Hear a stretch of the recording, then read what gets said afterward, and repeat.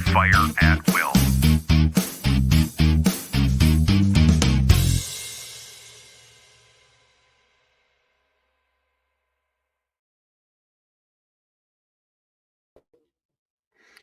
Good Monday evening. When you're watching this, it is November 4th, 2024, one day before the end of the world. Um, yeah, this may be the last show of TC and Friends Monday Night Musings, because if things don't go the way everybody wants it to go tomorrow, and when I mean everybody, I mean both sides of the political structure, um, it could be mass chaos. There could be dogs and cats living together. If you don't get the Ghostbuster reference, I don't know who you are, and we can't be friends. Um, and in reference to dogs and cats living together, I just want to let everybody know that Marci is back for this episode of Monday Night Musings, and she has brought her dog and her cats. So we may be granted the surprise of cat and dog interruptions, but I've already told Marci to just ignore it and not worry about it, because you guys expect nothing but the best from this channel, and you will get it by way of pets. Yes, you will. You might get pets tonight. And honestly, most of you have tuned into more of my chicken streams than you have. What happened on Sunday? 650 of you watched the chicken stream on Sunday. 650. I'm not going to complain because you were watching, which helps. But anyway, big shout out to iMav, who is my show producer from Subscribestar, and big shout out to the Angry Vet for being the show producer from on YouTube. And if anybody else is interested in helping out with show production credits or anything like that, you can join the channel, become a channel member down below. That's going to give you exclusive access to behind the scenes stuff, member only videos. There are a few of those up. We're working on more of that. Member only live streams where you can actually get on cam and talk with other members and chat with me, ask me anything type situations. Anything from personal history that I feel comfortable answering to philosophical motivations on my end. It's not just me being angry at the world. So if you'd love to be or like to be a channel member, please do that below, or head over to Subscribestar and pick a level of support there. While you're at it, please make sure you are sharing this, make sure you are liking it, that you are commenting, and then after you're done watching, come back and comment again after it finishes processing. It helps keep this story going out. And I think you guys are going to, as many of you that watched last week's conversation with Marci, even more of you are going to be as outraged as you were last week, because this is where we kind of get into the nuts and the bolts and the nitty gritty of what it looks like to be ignored by the apparatus of the state. And you guys all know when I say the state, what I'm talking about. I'm talking about the state at all of her levels, from the local city to county commissions and school boards, and the state and the federal, what you guys call the government. You're easily ignored and you're forgotten, because once something has happened to you, you don't matter anymore in the eyes of the state. No matter how much they talk about justice, and no matter how much they talk about wanting to protect the innocent among us, there's really no actual effort put into that. And you're going to hear that tonight. So thank you so much. Channel moderators, make sure we are dropping each other's links. Also, while we're at it, please continue to put Julia's information for her Cash App. And if you guys don't know, Julia is Chase's significant other. We are trying to help her and the girls get through at least the holidays with a little extra support. And if you have to choose between being a channel member here or at Subscribestar and sending a little something towards Julia and the girls to get them through Thanksgiving and Christmas, I would much rather you send your money there than choosing me over Julia and the girls. And I mean that from the bottom of my heart. Chase he's a reformed guy, and he made a mistake, but not a criminal level mistake. And uh, just like in Marci's case, where the system is turned against her, the system in Olmsted County is turned against Chase. And I want to help his family out as much as we can for as long as we can while he's fighting and waiting for now his sentencing on December 2nd. So without any further ado, Marci. Oh, I have you muted. I think I did that last time. Oh. Here. Hi. Hi. It's been quite the week since we last did this. Yes. Your story has gotten some traction. Yes, it has. It's amazing. Thank you to everybody for doing that. Yeah, thanks for everybody that's watched, commented, shared, reshared, um, asked questions. It's not an easy topic, and we wrapped up last time talking about this might stretch into 2, 3 shows, episodes, and I know it's not easy for you to rehash all of this. I mean, no one wants to talk about losing a child, and that's hard, and I know that's been, it's been difficult for you just in the sense that it's barely been a year, but the reality is that after last week's show, you've had a lot of time to think about this and go back through and work on timelines, because I give my guests like this assignments. Marcy will attest to that. Um, I give assignments mostly for their own benefit so that they're prepared. But what's really hit me through all of this was the amount of time that you guys went from the end of July, when you unfortunately had to, say goodbye to Spencer at that final moment graveside, to how long you went without hearing from any entity of the state, whether it be prosecution through Wabasha County or state patrol or anything. You guys went from the end of July until February before Correct. you heard anything, and you had even made an attempt to call the prosecutor, the county attorney of Wabasha County, Matt Stinson, to get an update. And what happened when you tried to call him in February? You waited till February to call. Yeah, I did. I waited until February to call because we were told the crash reconstruction report would take about 6 months or probably longer. So I just made a phone call just to the Wabasha County, to Matt Stinson, and left my number and talked to Jolene, or I don't know how to say her name, and talked to her and left her my phone number and asked her to call. Asked him to call, sorry, and never got a return phone call back from him. And then the ticket was issued on February 14th. And then I didn't still hear no back. contact. Yeah, still no contact from Matthew Stinson, the county attorney. Right. Still no contact. And then my ex-husband let me know on February 22nd that the defendant was charged.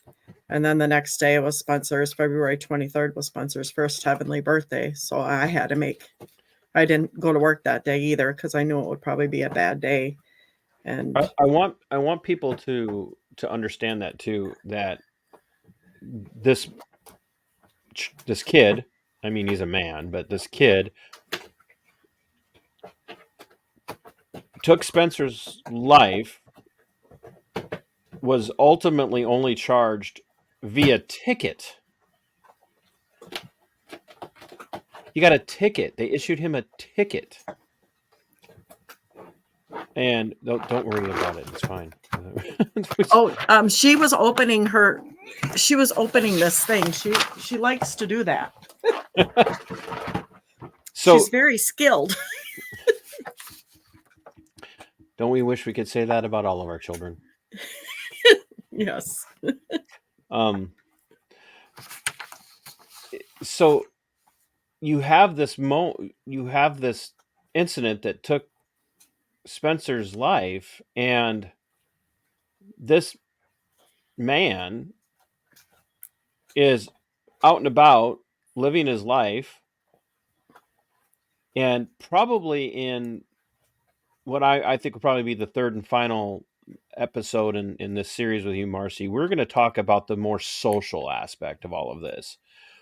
But he's out living his life, making comments that we've been able to hear from other people now about the accident and whatnot. Mm-hmm.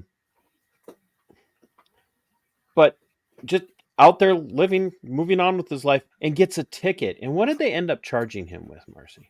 Well, I don't think I can say, but he did just get a regular traffic violation What?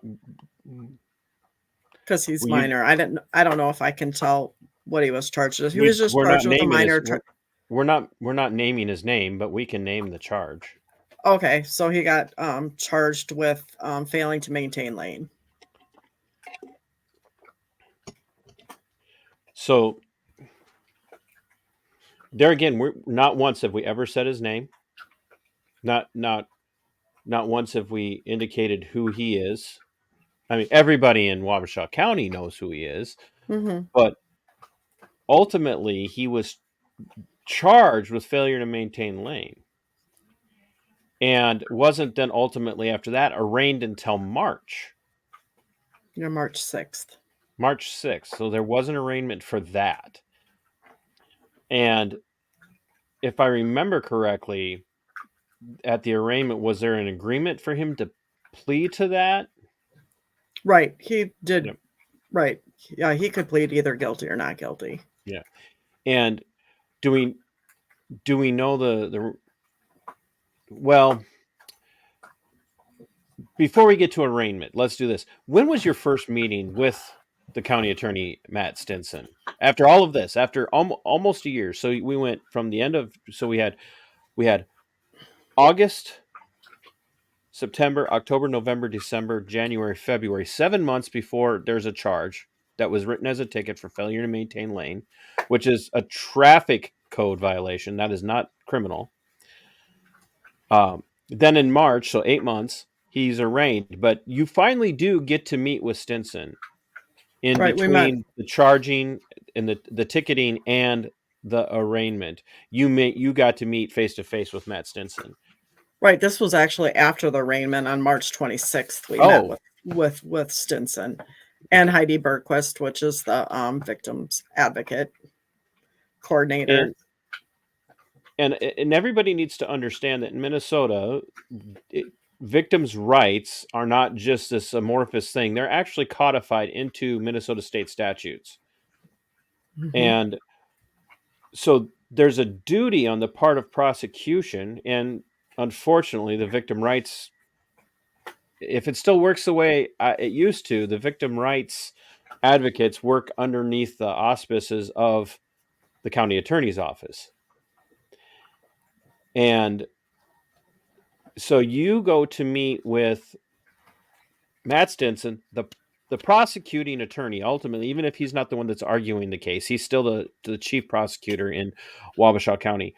You go to meet with Stinson and with Heidi, and my ex-husband was there and myself was there. And you ultimately find out that not only was the charge minimal, your victim's rights were violated, and no one seemed to care. Yep, I didn't even know victims' rights at that point was even a thing. So it would have been nice to have, them reach out after Spencer was killed with some sort of, hey, this happened on your road. I'm sorry for your loss, but I never got that. And I thought they were really cool to me too that day when we were meeting with them as well. Well,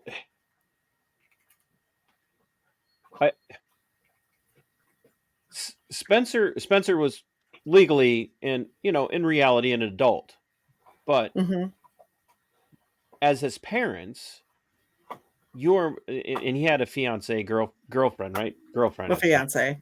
Yeah, a fiance. Yep. None of you. She wasn't even made aware of any of this.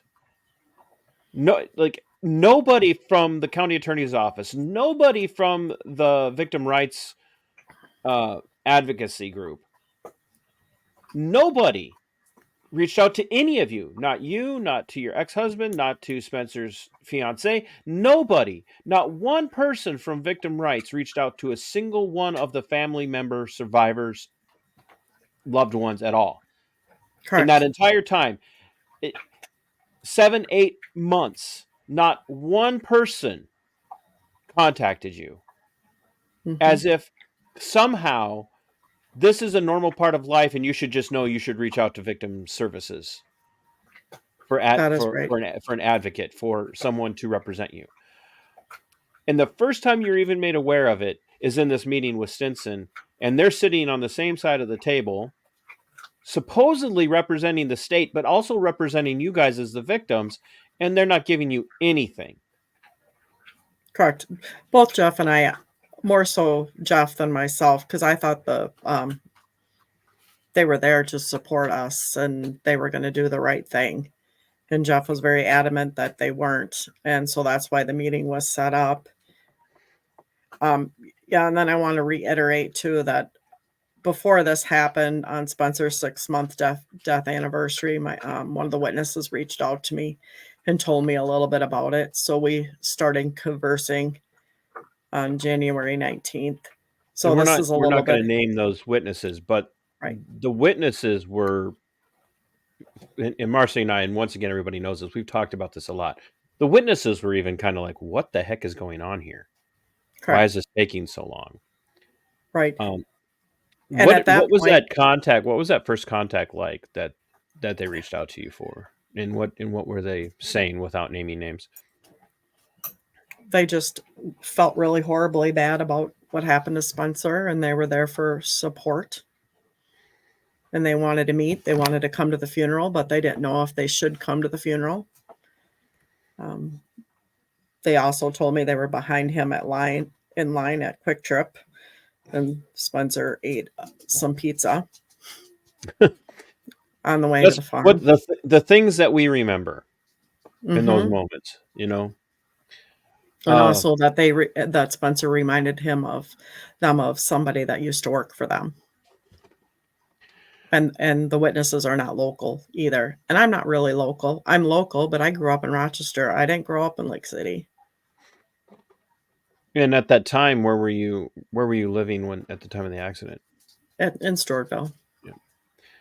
Um, so the victims, or not the victim, well, to some degree, yes, but the witnesses to the accident, Were treated horribly yeah. In because fact, they're the most important part of the whole accident.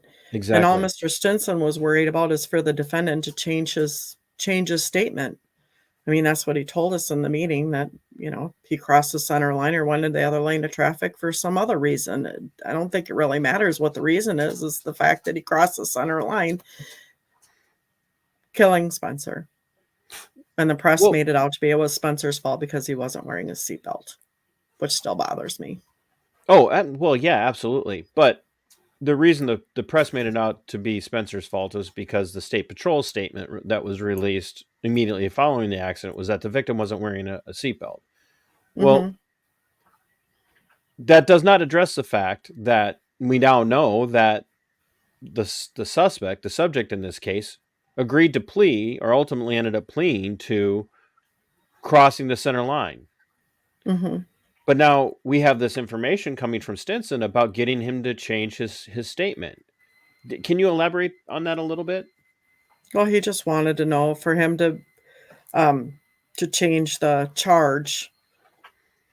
He would need the defendant to change his statement for admitting a suicide attempt, or I did this act on purpose, or there was a bee in the vehicle, or I dropped my pop or phone and reached for the item. And none of that was ever stated. He couldn't. There was no. Right. He was looking for the defendant to change so he could charge for a higher charge. But I don't understand when somebody commits a murder or whatever, they don't ask what was going on that they use facts from witnesses and police reports to prosecute What the defendant. what did the witnesses observe during that during the time of the accident? Did they They see the? observed. Yeah, they saw it. They were right behind Spencer when they were coming up the hill. And it was So a they. dramatic It a was almost dramatic them. it could have been them. Did they see a sharp swerve? Did they A see sharp it? swerve. It wasn't a drift. And So I have that in some witness remarks from them from how they contacted me. and that's what you know. What really I think is so frustrating about this is that you don't have any facts of the investigation at this time. When you're meeting with Stinson, you haven't had any accident reports. You haven't had any contact from the state patrol. You haven't had any contact from victim services. You haven't heard, you made an attempt of your own to reach out to Stinson, Mhm. Well, I and had that to went actually call him twice to get the answer because he didn't fricking call me. right. That like and I know people you're probably hearing this and going, oh, like they told her it was going to take 6 months to potentially get back all of the like. It doesn't matter. You're dealing with someone as a victim of an accident that's under investigation. There's been no communication at all, none. But the witnesses were approached on scene by first responders, law enforcement, and others who said to the witnesses, "Oh, we know the kid's family. They're good people." Uh, Mhm. w- And uh, even one of the witnesses told me that the trooper that interviewed him was acting kind of weird. I I really would love to talk to them sometime just because you've gotten to know how my brain works. I think I could pull an explanation, not fabricate, but Mhm. kind of pull more depth out of that acting weird. It does. Yeah, you could. You know what I mean? Because there's something there in that the state trooper was acting weird. I mean, Correct. outside of the fact that they're state troopers and they're just a little weird anyway. Um, Even people I know that are state troopers would admit that. Um, it it begs the question of that's not the right phrase. It opens the door to start to ask questions of what kind of weird. Like we've subsequent to our show last Monday, the sheriff of Wabasha County saw fit to comment on the video with his Mhm. own personal YouTube account and make it very clear that Wabasha County had nothing to do with the investigation. They were just there running traffic, and their hearts go out to you guys, which is, kind. I appreciate the fact that his heart goes out to Marci and Jeff and anyone else who's been impacted by this.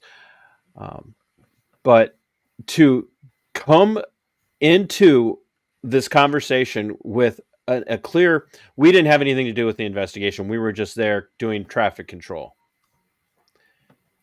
It makes me want to know who was the first person on scene besides the people involved in the witnesses. Who was the first responder on scene? Was State Patrol the first person on scene? Was it Wabasha County deputies? Were they the first ones on scene? Was it Lake City Fire and Rescue that was the first on scene? Was it what do you guys use up there for ambulance? Do you have your own ambulance service in Lake City? What Yeah, like who's there's their own ambulance. They have so their own was it ambulance so services. I can almost bet it wasn't the ambulance that was first on scene. There's no No. way I believe that if it's a volunteer ambulance if it's volunteer EMS, there's no way they were the This first on volunteer scene. fire department too. And it's a volunteer fire department. So I could be wrong, but we don't know. We know who the very first responder was that was on scene? And what did they observe? And was there any like what was the state of the driver of the vehicle that swerved, the sharp swerve that ended Spencer's life? What was his condition? Did he have to be cut out of the vehicle? Did he get out and walk around on his own? I mean, we know that somehow mom was able to send out a social media update about, I'm so glad his phone was in his pocket, Correct. but we don't. How did she get that information? Like, I don't and know. why? Why? Have you had any answers to any of these questions at all, No, Marci, through all no, of this?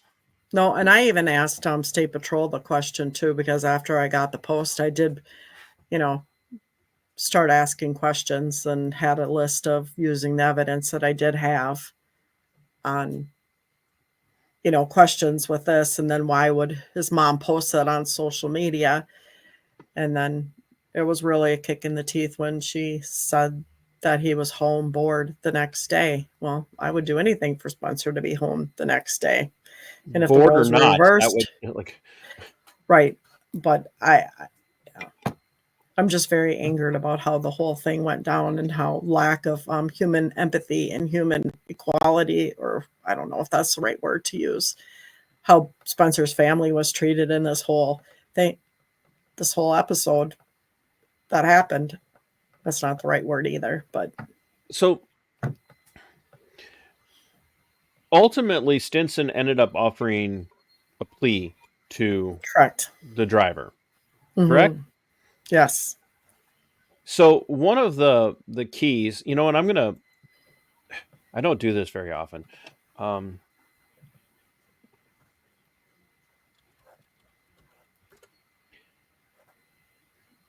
Minnesota State Statutes covering the Victims' Bill of Rights makes it very clear that, you know what, let me start over with that. You said you had no idea about Minnesota victims' rights. Correct. When were you first made aware, and when did you understand what that actually meant? When did you first begin to have those conversations? I think shortly after, I'm not exactly sure. I think I started getting like really concerned probably in May about it because I didn't know. And then I started doing my own little research and try to piece it together. And the only really victim rights I received from that office was, I mean, they did send me the arraignment notice. They did send me the pretrial notice. They did those kinds of things, but the communication was not really in existence for me as a victim. But we got our victim impact statement notifications 5 days before we had to give our victim impact statement. But at the pretrial hearing that turned into a plea hearing, we should have had it, but before then, because they talked about deposition. That was another thing. I didn't know what a deposition was. Right. That and So how is a person that has no idea about crime or anything is supposed to understand these terms that they're using I for? want to show people here, if I can. Of course you can. When we talk about crime victims' rights programs and agencies, um, we're not making this up. It's not just a Bill of Rights. It's literally codified into Minnesota State Statute, Chapter 611A, and it goes through, and it shows, like, these are important enough to the state that they've gone so far as to give like massive and broad definitions about what the rights are, and what the prosecutor is obligated to do. And one of those is, people need to go and look this up. Like, they're not supposed to be offering a plea deal on Oh, things. right. We got the plea deal thing. The plea deal was sent to the defendant on shortly before the hearing on June 26th. So the plea offer was sent to the defense on the 21st, and Mr. Stinson told us that he would give us what was offered in the plea before sending it to the defense. And we got notification on June 24th about the plea offer. I don't understand why he wouldn't send it to us. And The I don't know if you same could. day. I don't know if you What? can see it on screen. I don't know if you can see this on screen. I know you're on your phone, so it's probably smaller for you. Oh, But yeah, well, don't strain yourself there. We're both old, so I don't want you to. I don't want you to strain your aging eyes, there, sister. so anyways, so he did send the plea, but I think he was upset with me because I did the Facebook post on June 19th was Spencer's 11th month death anniversary. So I think that he got wind of it and decided just to send it off. And we asked for an extension and were denied. And then So when June 26th. let me read this real quick, if I could. Okay. This is 611A.03, plea agreement notification, subdivision 1. Plea agreements, notification of victim prior to the entry of the factual basis for a plea pursuant to a plea agreement recommendation. A prosecuting attorney shall make a reasonable and good faith effort to inform the victim of 1. The contents of the plea agreement recommendation, including the amount of time recommended for the defendant to serve in jail or prison if the court accepts the agreement. 2. The right to be present at the sentencing hearing and at the hearing during which the plea is presented to the court, and to express orally or in writing at the victim's option any objection to the agreement or to the proposed disposition. If the victim is not present when the court considers all recommendations, but has communicated objections to the prosecuting attorney, the prosecuting attorney shall make those objections known to the court. All he did was said the parents object. That's all he said. So he took away my basic right to speak. And even in the courtroom, I still thought it was a pretrial. I didn't know it was going to be a plea hearing because that was never disclosed to me. And Jeff asked Heidi if if we could speak. And she said, not at that hearing, not at this hearing. We were allowed to speak. And we just read it, folks.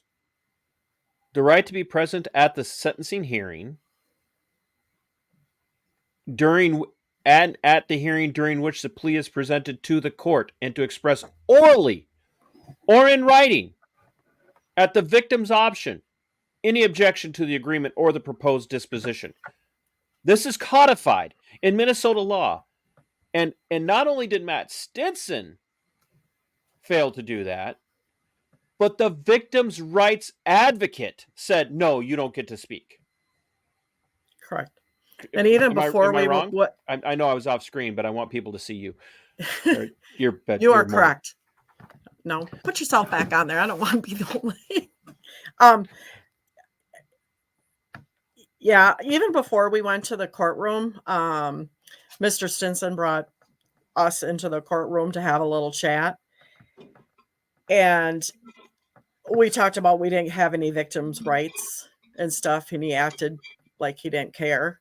And then also I talked to him too about the conflict of interest, because at that time I knew that there was a conflict of interest with a person that was on the Board of Adjustments. And that's a whole nother story about that. And I did confer with Heidi and told her that one of the witnesses did reach out to her 3 times and left 3 separate voicemails and she never returned his call either. And that really bothers me. And she goes, oh, I don't know about that. Or whatever she said. And then I made the comment that I'd rather have Spencer be in jail than 6 feet under, because that's where he should be. And then she told me that I wasn't the only one in this room that's lost a child. Stormed out. And I says, how'd that happen? And then Mr. Stinson put his hand up like that and shut the door.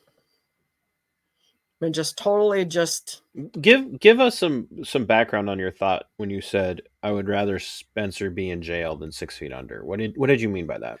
Because reading the evidence that I know, and that's where he should be. Because the other driver. No, right. I mean, if it was the Yeah. other driver that was killed and Spencer was the living, he would need to be in jail. I And would have that's put him there coming from you myself. as his mom. Right. Right. I would have put him there himself. And I did say that in my victim impact statement. I would. Because So my kids were told that they needed to follow the law. And I mean, I grew up, I don't know, my mom and dad were IBMers, so I'm an IBM kid, so I was a little gosh, spoiled. that explains so much. Showing horses, going four-wheeling, snowmobiling. So I had a No, lot of that's fun when I was a kid. spoiled rotten Rochester. I said what I said. Uh, It's very important for me here, I feel like, to drill into something that you said. You're expressing frustration as a grieving mother, mhm. and the victim's rights advocate, the victim's advocate for Wabasha County has the balls to go, you're not the only person who's lost a child, and then stormed out of the room as if you were attacking her. Like this Correct. was somehow a personal attack on Mhm. her by you. Yes. Is there any other way to perceive that? No. And Stinson Yep. expressed his authority, shut and put his hand up to silence you, and walked Yep. out with her. Correct. And it would be really nice if the lady that was in there that did the juvenile probation officer and and I'm pretty sure that she heard, and then the bailiff also heard Jeff ask that question. So it'd be great if they would step forward and have that conversation. But they might be scared because they don't. What was Jeff's exact question that he asked? Can we speak at this hearing? Yeah. Do we get a And chance to talk? And she said, no, not at this hearing. And we're good citizens, so what were we supposed to do? Stand up and make a total like you would have ended up like literally in jail for contempt. right. Not But probably. that was my right. That was my right Right. to speak. And that's what's so frustrating about all of this is that, so like I'm going to use an example, and it's going to seem unattached to the topic at hand, but it really speaks to what happens with codification statutes. So codification of things like this into law. Minnesota just enacted a new law in the state across the state that says that when you get pulled over by law enforcement, no matter what their position, deputy, cop, state patrol, game warden, whatever, when you get pulled over, according to law, they're not allowed to ask you if you know why they pulled you over. They're not allowed to ask you, do you know why I pulled you over? Because that's a step towards self-incrimination. So to me, that's a great law. I think it's you have a right to not incriminate yourself. And most people, Marci included, because and this is where this starts to connect, said, I'm a good person. We're good, upstanding citizens. Jeff and I are good, upstanding citizens. What are we going to do? Walk into the courtroom and make a scene? Like, no, because, and there again, even at this time, we're kind of in a quandary about what your actual rights were and weren't. Like, Correct. what do we I get knew to that. do? Right. So the problem is that if a cop walks up and asks you on a traffic stop, do you know why I pulled you over? There's no teeth.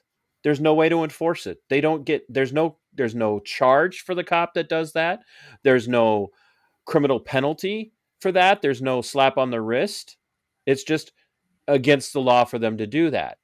And with the Victims' Bill of Rights, even though your rights were clearly and demonstrably violated, not only by the prosecutor, by Matt Stinson, he meets with you, with the victim's advocate coordinator, meets with you, violates your rights along with her, and your only recourse is to do what?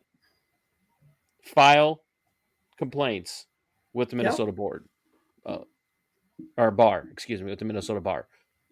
Well, they do have this thing called the Minnesota Crime Victim Justice Unit, and I did file a claim against both of them there.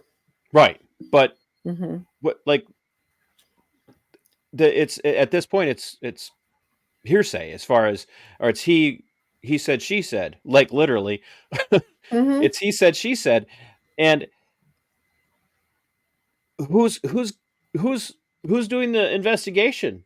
Like, it's just the state investigating more people in the state. Right. And I'm pretty Go sure ahead. they're going to believe them over me because they have the qualifications, and I'm just a peon, I guess. You're I just know a I'm not a candy maker. peon, but You're just a candy maker. a candy maker, a diaper changer. And that's what I used to do. See, I love kids, so this whole thing was extremely difficult for me because I've worked in a daycare center for about 20 years, and I love kids. So my heart went out to the other driver and his family, but Which gets unfortunately, harder. it wasn't Which gets harder every day. right, and it wasn't reciprocated. Yeah. They acted like they didn't give two shits. So What? Go ahead. I don't know what I was going to say. The squirrel went. Yeah, we'll Ran rein in you front back. of me We'll reel you back in.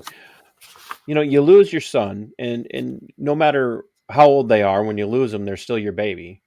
Mm-hmm. Even if they're the oldest, they're still your baby. But you lose Always. your son. You wait months and months and months. No contact from any representative of the state at all. No Mm-hmm. contact from a cop. No contact from the prosecuting attorney, no contact from victim services, none at all. You have to make all the phone calls. You finally are told, hey, we're going to do this on this day. You show up, you get told you're not allowed to speak, even though the law, as we showed it, says you do get to speak. Mm-hmm. Nobody's raising any questions about this. You're over here going, what are our rights? What can we do? It goes on. He takes the plea. He does the sentencing. You go and you finally do get to speak at the sentencing. Correct. But But even this at is the well after the damage of the plea deal being offered. right, but even with when the plea deal was read and offered, I mean, they did talk about just deposition. I didn't know, and then Heidi said, "Oh, that's right. The other victims haven't been notified." Well, I'm pretty sure that they had the information when Jeff and I first met them on March 26th. I think we gave it to them. I'm not 100% sure, but I do, kind of remember that. When Heidi says the other victim, she's referring to the witnesses. No, she's referring to Shelby and Remy and Megan. Oh, okay. Because they were able to give a victim impact statement if they wanted to. Okay. So meanwhile, this. So she's admitting on the record to you guys that Yeah, that other people in your family had not been notified. correct. But she never said us because we were never notified that the pretrial was going to be a plea bargain hearing with. Folks, let that sink in. You have the victims' rights advocate Right. admitting to you and Jeff that other victims were not even notified of all of this. Mm-hmm. Right. And then what's kicking the teeth with the Office of Lawyer Professional Responsibility, we were notified July 5th. So the sentencing was postponed. And then July 5th, we got the victim's impact notice, how to complete that, but it wasn't even it was incomplete because she didn't, it was a 2-pager, but she sent the same page twice. That would And be Heidi. that would be Heidi, correct. And then I sent a message back and said, have the other victims been notified? And Mr. Stinson sends back, well, give me their phone numbers and I will do it today. So not only did he give us a very short period of time for writing our victim impact statements, he didn't even give the Shelby, Remy, and Megan the opportunity to do it until Monday when the probation officer called me and and then Jeff talked to You're talking her about to the make sure. probation officer that was doing the pre-sentencing investigation. Correct. Yeah. So, I mean, it's pretty sad. So But that's all on July. he didn't care That's about. July 5th. That's July 5th. 2 days. So basically, Saturday, Sunday. Then on Monday, you get a phone call from the PSI, probation officer. The three other victims, Remy, Shelby, and is it Megan? Megan barely had any notification that they were going to be able to do a victim impact statement. Correct. So on this Monday, they call wanting to know when you're going to have those done. And sentencing is supposed to take place when? Wednesday. On the 7th, folks. 2 days. They had So 2 days. on the 2nd of July, you're getting told, yeah, well, you can do that, and you have less than a week to get through all of that. All that emotional. Oh no, it was July 8th that the girls were notified about the victim impact statement. Right. And I'm talking about for you. You had less than a right. week. The girls had days at most. Well, right. But I didn't even know how to write a victim impact statement. We got it the Friday before, so a little less than a week. So the whole system has just failed you guys. It's failed miserably. Failed you from the moment of the investigation to the or to the plea offer, to anybody even reaching out to you and telling you what you're literally entitled to according to the Victim's Bill of Rights, which actually addresses some of that stuff addressed in the Victim's Bill of Rights are things like therapy. You have a right to therapy. You have a right to, if there's like any kind of physical harm, and obviously you can be compensated for these things. None of that stuff has been communicated to you at all. None of that. Nope. And then all of a sudden, by the way, oh yeah, you could do impact statements for sentencing, victim impact statements as statements for sentencing, but you got to hurry up and get it done. Yeah, but technically, I think they wanted us to do it on July 26th, and we didn't have anything at that time at all for victim impact statements. And just so everybody knows that, so they're aware, in between all of this taking place, from the loss of Spencer to the plea agreement and the plea hearing to the sentencing, Marci and I had made contact, and I had started to ask her these questions. I had started to say, something's not right here. Do you know about this? Do you know about that? Do you know about that? And you were like, wait a minute. What? And so I'm the problem. You're not the problem. They are.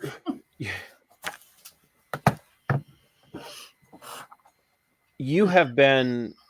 We're coming up on 50 minutes, and I want to take a lot more time to talk about all of the social ramifications and social connections, because I think those, while they're hard to prove the level of how important they may or may not be, I think they are very important. Not to mention kind of some of the statements, and we are still digging into getting some information on statements that were made in school and in other places, but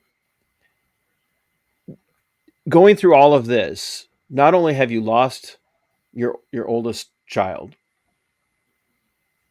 you're left in the dark wondering what happens here. What rights do we have? Do we have any rights? And there's no one there for you at all, except for my family and you and a few friends, but that's it. No, and I'm not trying to downplay your friends and your family. That's not what I'm getting at. What I'm getting at is there's no one there of all these responsible parties. The people who are supposed to be the ones watching out for you seem far more interested in watching out for the perpetrator of Spencer's death. And that's where we're going to start to talk about the connections next time between Mm. Matthew Stinson and the perpetrator's family. People, once you hear these connections, once you come back to sit in, and we're going to be careful how we name names, but we're going to name some commissioners and some board members. Some of the familial and relational connections, we're going to be careful with names because I don't. Here's the fact: I don't want this kid's life ruined for the rest of his life. I really I don't. don't either. What I want ruined is Matthew Stinson. I want Matthew Stinson ruined. I want him discredited. I want this Heidi, whatever she is. She should, something's going on there where she feels more obligated to protect other people than to be working on your behalf. Like, this is just like this. I've heard some horror stories from victim services. I've never heard anything as terrible as what I've heard from what happened to you guys. Like, I've never heard anything that bad where victim services actually seem to be working on behalf of the criminal. Like, literally. Like, why? She should have been there. Yes, you will speak during this hearing. And if you can't do it, I will read it for you. That should have happened. Can we close on what I wrote to the victim's advocate, or Heidi, on April 11th? Heidi who? What's her last name? I think it's Berquist. Berquist? Okay. Berquist. So you wrote a statement to Heidi Berquist on April 11th about her lack about of her job. about her job. Right. Absolutely. And I also I didn't know anything about the family at this time either. So this is what I said. County attorney is an elected position and paid by the taxpayers. Heidi, we know your salary comes from taxpayers' money too. We wonder how the people of Wabasha County would feel that their county attorney and victim coordinator are not representing the victims of a crime. Taxpayers need to be made aware of the county attorney's office role in not seeking justice for Spencer, and how they are treated by the county attorney and victims coordinator. What other cases have you dropped the ball on? Who else in the community has suffered because of your lack of competence? Why is the county attorney not charging the defendant correctly? Is there some sort of social political reasoning, connection to the defendant and extended family friends because Stinson graduated and went to school in Lake City? Why are you protecting the defendant? Is it because he's a minor? Is there a conflict of interest? Too many questions are rushing through our minds that do not make sense at all. I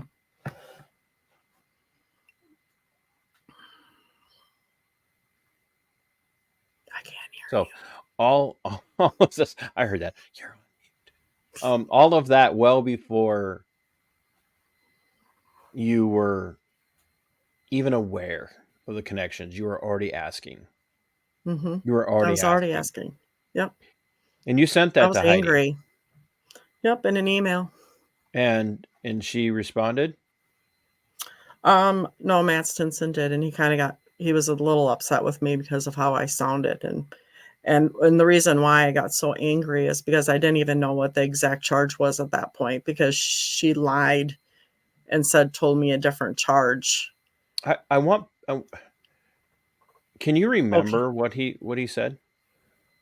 Something that Heidi does her job admirably, and if I needed to, if I have an issue, I should just make it just about him and not her. Oh, okay. Oh. I'm supposed to come after him. Okay. Not anybody from his office. Challenge accepted, Matt. Challenge accepted. But she was supposed to be there for me, and she wasn't. She was supposed to be there for Jeff, supposed to be there for other victims. Who else has she not done what she's supposed to do? You think you're going to be ready to talk, pull all these threads together and tie into all of his connections and Yep. how he's connected to the family in Yep. next week's show? Absolutely. And, I want people to also know that I owe you a debt of gratitude for connecting me with Pam, as you know. She's great. She's a fireball. Mm-hmm. And I don't mean the alcoholic drink. She's a fireball. And Maybe she's got some Norwegian in her blood too, like I do.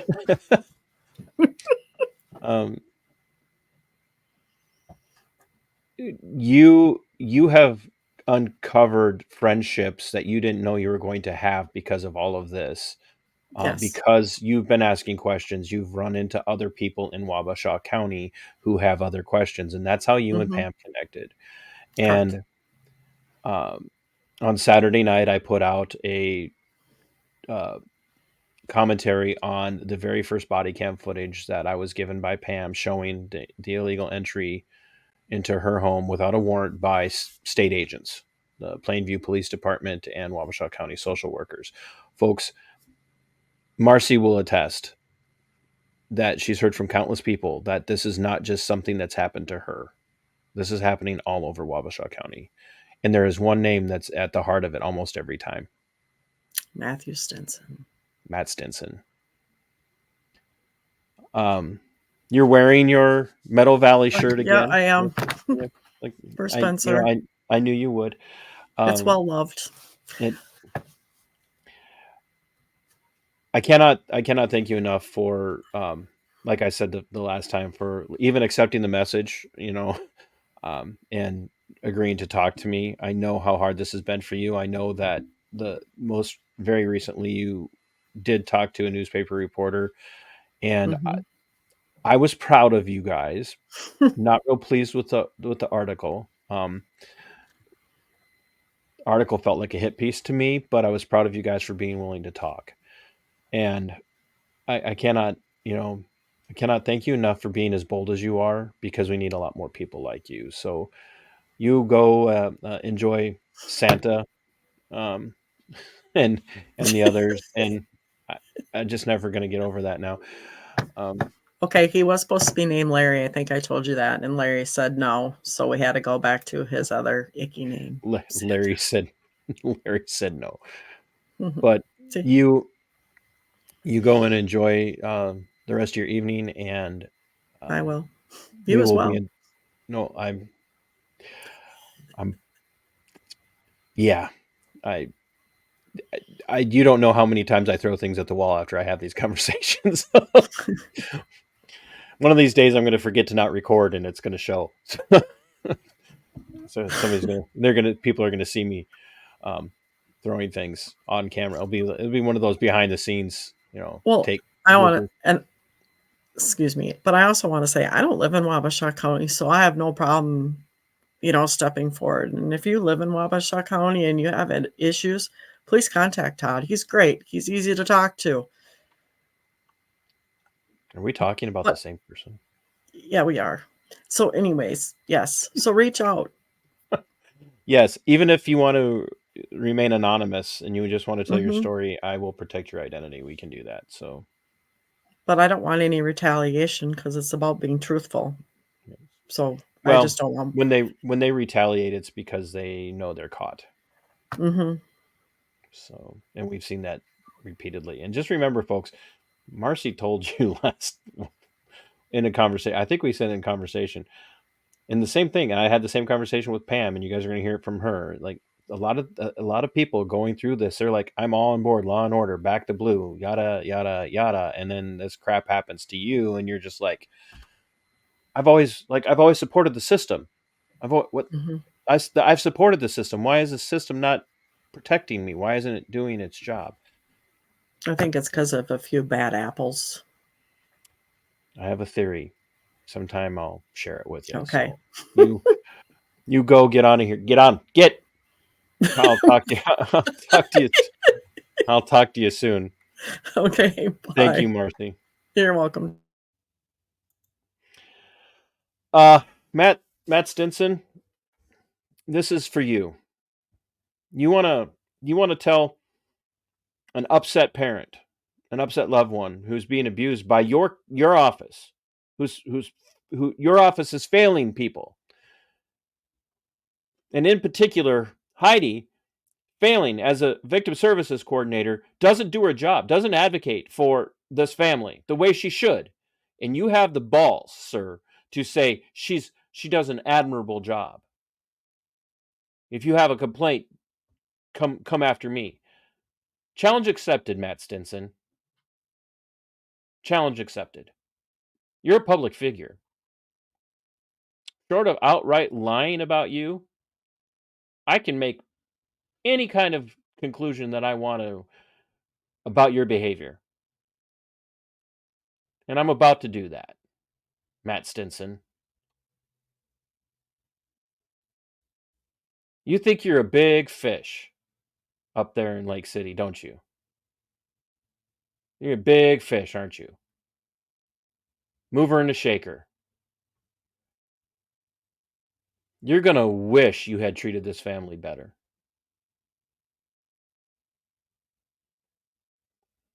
You are going to regret the garbage that you pulled. And if 0.1% of the inkling that I have is true, that this kid got extra protection because of who he's related to, who his family is, so many people are going to be so aware of those connections. We'll let them draw their own conclusions next time after Marci's on. But man, even a blind man or woman or non-gender specific individual is going to be able to see there's something going on. And the more we look at it, Matt, the more I hear from people, the more I'm hearing about just how dirty you are. So challenge accepted. And I would love for you to come at me. Come at me. Try to trump up something. Try to come up with some way to shut me down.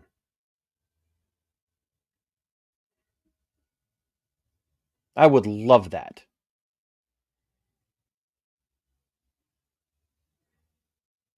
See, people like you don't scare me. I've been dealing with bullies my entire life.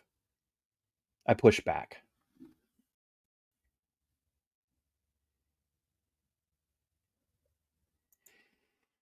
All right, everybody. Till next time.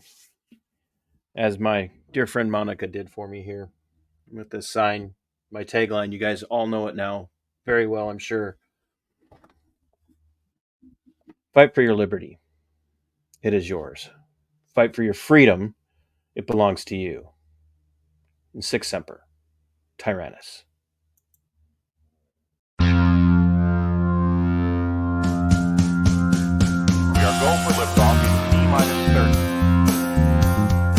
Stand by for further instructions, Minnesota Black Robe Regiment. Secondary guidance systems engaged. Minnesota Black Robe Regiment, it will be on my mark.